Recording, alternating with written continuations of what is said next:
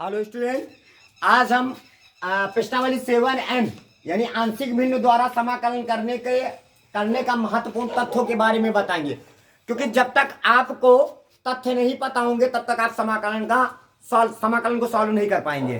तो समाकलन का सबसे इंपॉर्टेंट है जो पहला तथ्य है, यानी अगर आपके पास कभी भी, याद रखना, कभी भी समाकलन और ऊपर 1 लिखा हो यानी 1 और नीचे कोई फैक्टर के रूप में x प्लस का a, x प्लस का b ऐसे रूप में लिखा हो, यानी आपके फैक्टराइज के रूप में लिखा हो, गुणनखंड के रूप में लिखा हो, या गुणनखंड ना हो द्विघात बहुपद के रूप में लिखा हो, तो उसको गुणनखंड के रूप में बना सकते हो, यानी कि उनके फैक्टर हो सकते हैं, तो उनको फैक्टराइज के रूप में लिखोगे तो ऐसे कुछ आएगा।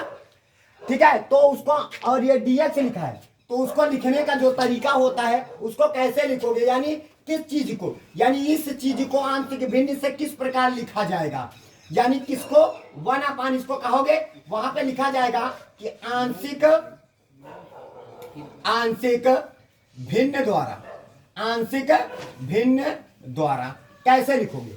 ये जो पूरा सिस्टम है, ये पूरा 1/, समाकलन को हटा दीजिए तो x प्लस का a, x प्लस का b बराबर, जैसे द्विघात बहुपद है, दो घात बहुपद के गुणनखंड कितने गुणनखंड मिले, 2 गुणनखंड मिले, तो इसको इस प्रकार लिखा जाएगा a/x प्लस का a हो जाएगा, फिर प्लस b/x प्लस का क्या हो जाएगा b।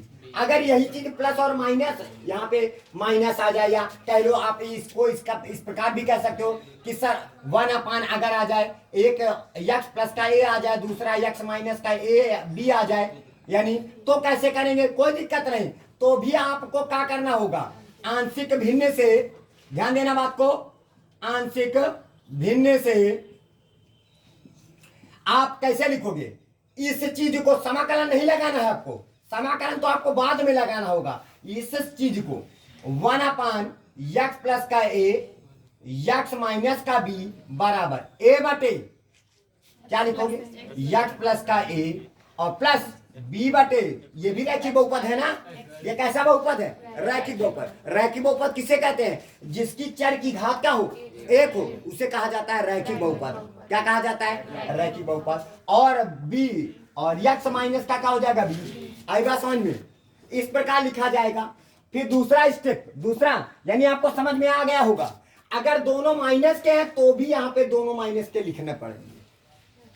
नहीं समझ में आया, बात आई समझ में, यानी और यहाँ पे ये कह सकते हो कि यहाँ पे ये भी हो सकता है कि इसके स्थान पर ऐसे लिखा जा सकता है, ax प्लस का b भी आ सकता है, कोई दिक्कत नहीं, तो भी तो रैखिक बहुपद है। तो भी a/ax प्लस का b, b/cx प्लस का d ऐसे कर सकते हो।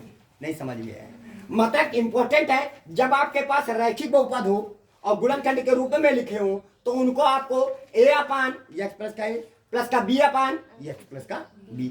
दूसरा अगला महत्वपूर्ण तथ्य है जो, जैसे समाकलन आपके पास लिखा हो dx बटे, यानी ऊपर कोई एक संख्या रहेगी, 1 भी रहेगा, 2 भी रहेगा, 10 भी रहेगा, 20 भी रहेगा, कुछ भी रहे या ना रहे कोई दिक्कत नहीं। आपके पास ऐसे रहेगा, एक तो हमारे पास x प्लस का a होगा, यानी एक रैखिक बहुपद के रूप में होगा। ध्यान देना बात को, यही बात समझना है, एक रैखिक बहुपद होगा, हो सकता है कि दूसरा 2 घात बहुपद आ जाए, द्विघात बहुपद। कक्षा 6-7 में पढ़ा है, रैखिक बहुपद जिस चर की अधिकतम घात क्या होती है, 1 होती है, उसे क्या बोला जाता है, रैखिक बहुपद। और जिस चर की अधिकतम घात 2 होती है उसे द्विघात, और जिस चर की अधिकतम घात क्या होती है, 3 होती है, उसे क्या बोला जाता है, त्रिघाती बहुपद। अब बात आई समझ में, तो क्या हम इसको आंशिक भिन्न से इस प्रकार लिखा जाएगा, आंशिक भिन्न से, याद रखना, इस प्रकार लिखा जाएगा। किस प्रकार लिखा जाएगा, समाकलन नहीं लगाना होता है, x प्लस का a लिख लेना और x स्क्वायर प्लस का क्या हो जाएगा b बराबर, बराबर कैसे लिखो, ये रैखिक बहुपद है ना, तो रैखिक बहुपद को कैसे लिखने का बताया, a/x प्लस का a आ जाएगा इसे, प्लस का, अब ये क्या है, द्विघात बहुपद। जब द्विघात बहुपद है तो ऊपर ऐसे लिखा जाएगा, नीचे अगर ये द्विघात बहुपद है, यानी कौन है, द्विघात बहुपद है कि नहीं, तो ऊपर लिखा जाएगा, ए तो लिख चुके, अब वहां पे रैखिक बहुपद लिखा जाएगा bx प्लस का c, इस प्रकार लिखा जाएगा। क्या लिखा जाएगा, यानी अगर नीचे द्विघात बहुपद है, क्या लिखा है, तो ऊपर रैखिक बहुपद लिखना होगा। और किस प्रकार लिखा जाएगा? bx प्लस का c के रूप में लिखा जाएगा। हो सकता है कि दोनों द्विघात हो सकता है कि दोनों दो घात हो, यानी dx बटे एक्स स्क्वायर प्लस का ए स्क्वायर ए और एक्स स्क्वायर प्लस का क्या हो जाएगा b। हो सकता है दोनों हो जाए, नहीं हो सकते क्या? हो सकते हैं। ठीक है, तो उसको आंशिक भिन्न से किस प्रकार वियोजित करेंगे हम? आंशिक भिन्न से। तो आंशिक भिन्न से किस प्रकार वियोजित करेंगे?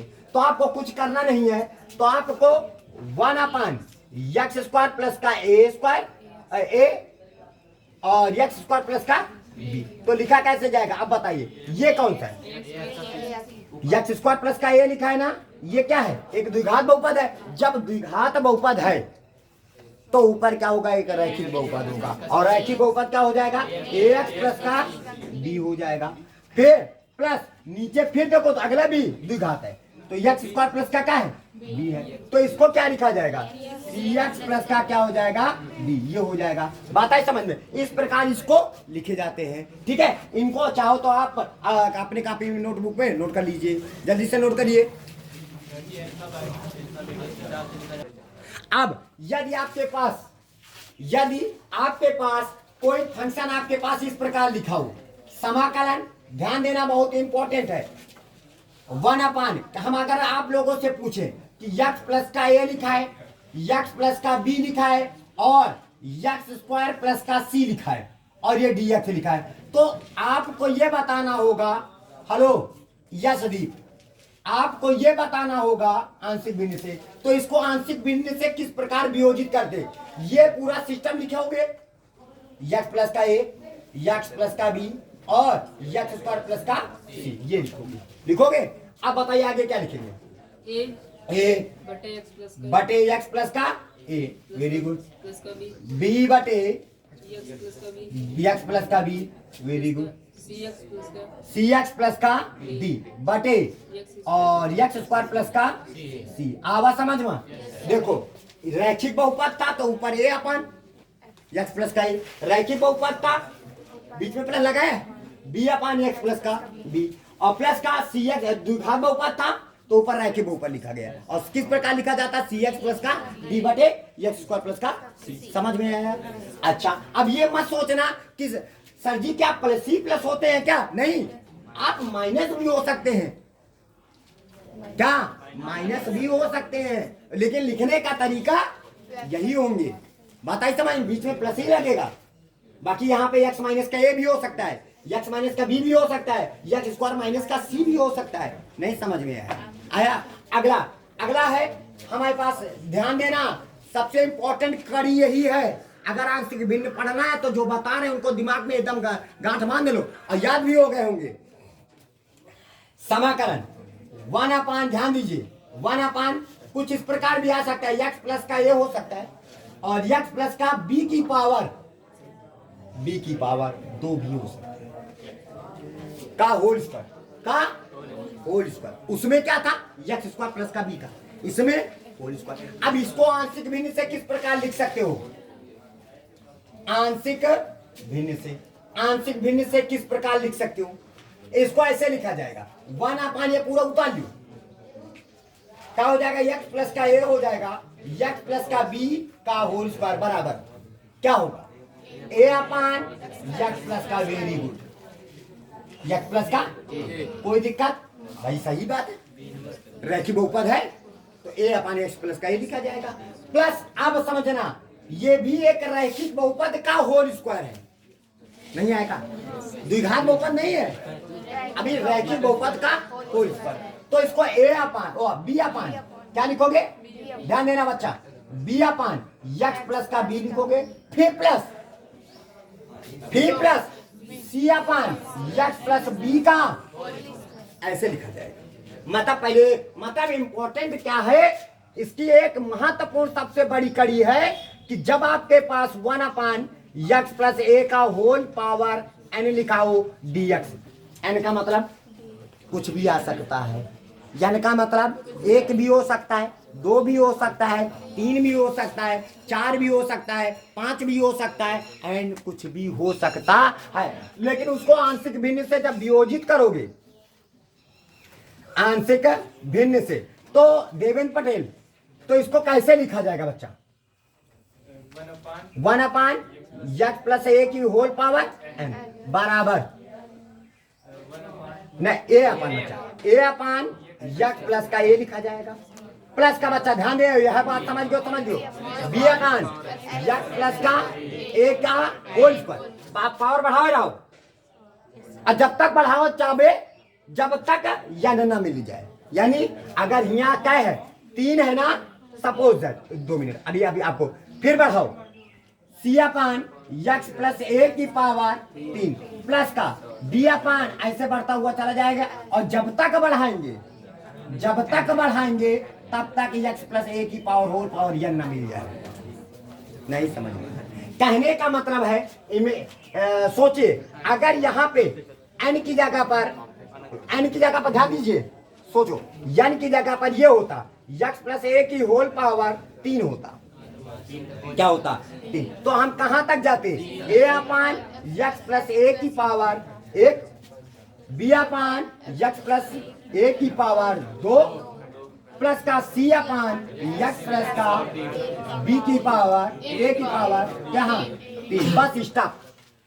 बात आई समझ में? इतना स्टॉप होते, 4 होता तो c/। बात आई समझ? इस सेटअप में हम इसको क्या करते हैं? इसको लिखते हैं। बात आ रही समझ में? नहीं समझ में आया? ठीक है, अब इसको लिखिए, इसको नोट करिए पहले। जैसे यहाँ पे जिन सवालों के फैक्टर हो सकते हैं, यानी जिन द्विघात, जैसे हमारे पास कोई द्विघात फंक्शन है, यहाँ पे देखिए जैसे x² - का 5x प्लस का क्या हो जाएगा 6, ये लिखा है, इसके फैक्टर हो सकते हैं। सपोज दैट यहाँ पे नीचे समाकलन 1/, और ये लिखा होता, तो अब ये बताओ 6 के ऐसा फैक्टर होता है जोड़ने पर 5 बन सकता है? बन सकता है, बिल्कुल बन सकता है। फैक्टर नहीं आता क्या? अरे 6 के ऐसा फैक्टर जोड़ने पर 5, 3 दूनी 6, 3 दूनी 5। तो क्या जब इसके फैक्टर करोगे तो x - का 2 और x - का 3 मिलेगा कि नहीं? देखो हमारा इस रूप में आ जाएगा कि नहीं, जो पिछले वाले में बताया था x + का a x - का b के रूप में आ गया। तो आप इसको कैसे लिखोगे? a/(x + का b/(x - 3 ऐसे लिख लोगे। फिर a और b के मान निकालेंगे। किसके? a और b के मान। अब मान किस प्रकार निकालेंगे वो हम चर्चा करेंगे। किस पर? सवाल पर चर्चा करेंगे कि सवाल पर क्या, और आपको एकदम बेसिक बताएंगे। ऐसे तो कैलकुलेशन करके निकालोगे तो बड़ा लेंथी निकलेगा। हम आपको एक लाइन में ए बी सी के मान निकालेंगे, एक लाइन में, सिर्फ एक लाइन में लगाओगे फट से आंसर ए बी सी का। नहीं तो ऐसे तो जो इसका ए और बी सी का मान निकालना होता है, कैलकुलेशन करे तो बड़ा लेंथी निकलता है। तो आपको हम ऐसा सिस्टम बता देंगे कि आप एक लाइन में आपका मान निकालेगा। बात आ रही समझ में? ठीक है, देखिए 2 सूत्र आपके पास हैं। जैसे सूत्र नंबर 1 है, ध्यान दीजिए, समाकलन 1/(x² - का a² और क्या हो जाएगा dx। ध्यान दीजिए लगो बराबर, क्या इसका सूत्र क्या होता है देखिए, और सूत्र का होता क्या है, सूत्र हम ये भी बताएंगे, किस प्रकार होता है हम वो भी बताएंगे। तो क्या समाकलन 1/(x² - का a², इसका सूत्र होता है 1/2a log मोड़ा x - का a बटे x प्लस का a प्लस का। और दूसरा सूत्र होता है हमारे पास, सूत्र 1/(a² - का x² dx बराबर 1/2a log मोड़ा a प्लस का x बटे a माइनस का x प्लस का। ये 2 सूत्र है। अब कहोगे सर इसका आंशिक भिन्न से क्या लेना देना है?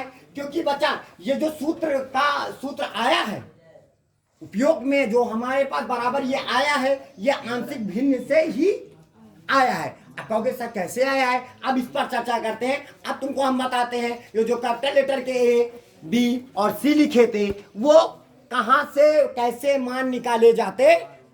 चलिए देखते हैं। चलिए हम मान लीजिए कि हमारे पास क्वेश्चन हमको दे दिया 1/(x² - का a दे दिया, हमसे कहा इसका समाकलन करिए।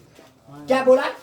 ध्यान दीजिए, हमसे बोला कि इसका समाकलन करिए। अभी देखो आंसर ये आएगा, कितना है सूत्र है ना, अभी आएगा। अब कहोगे सर किस प्रकार? अच्छा ये बताइए, ध्यान दीजिए बात को।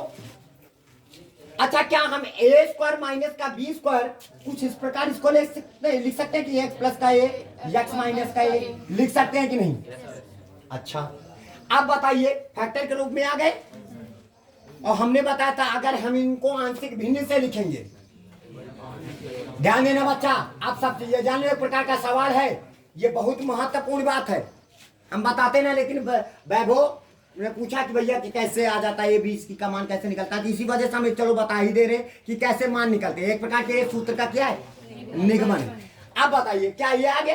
क्या हम समाकलन छोड़ दीजिए बाबूजी, समाकलन छोड़ दीजिए, 1/, क्या x प्लस का a और x माइनस का a ऐसे लिख सकते हैं बराबर। तो अब है, अब बताइए कैसे इसको क्या लिखेंगे, बोलो नहीं? हाँ, x प्लस का a, फिर से बोलो, a अपान x प्लस का a प्लस का a upon b upon x minus का a। समझ में आया सबको? इस प्रकार लिख सकते हैं, अभी बताया है हमने, अगर ना बताए होते तो क्या लिख सकते थे? तो यानी महत्वपूर्ण तथ्य सबसे इंपॉर्टेंट था। अब उसके बाद इन दोनों का क्या निकालोगे?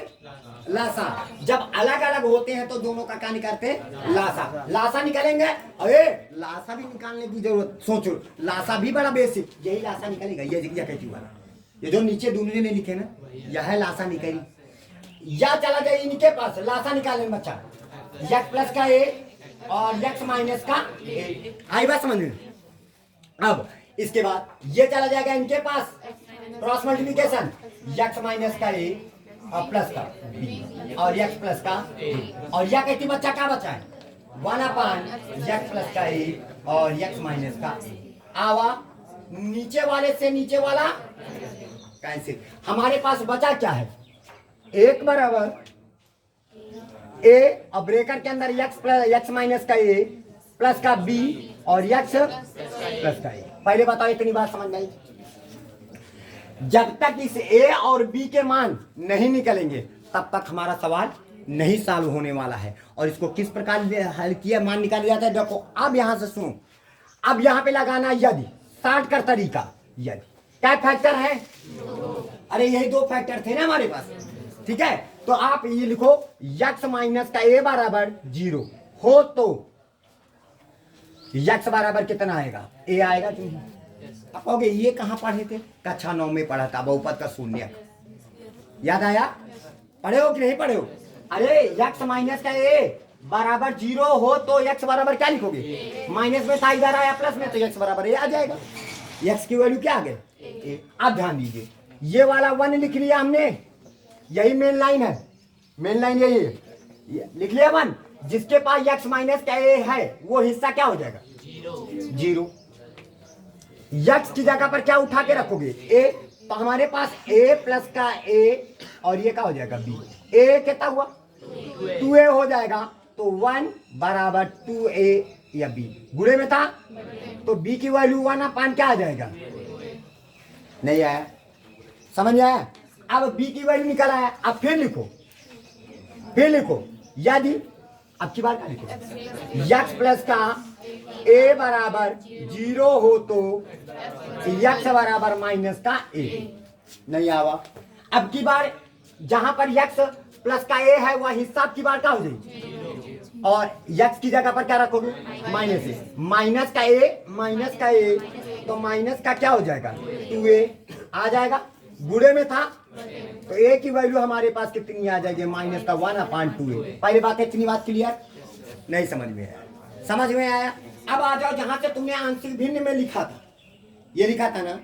अब बताइए क्वेश्चन क्या था हमारे पास? क्वेश्चन क्या था पहले बताओ? क्वेश्चन तो ये था ना, फिर इसको ये रूप में लाए।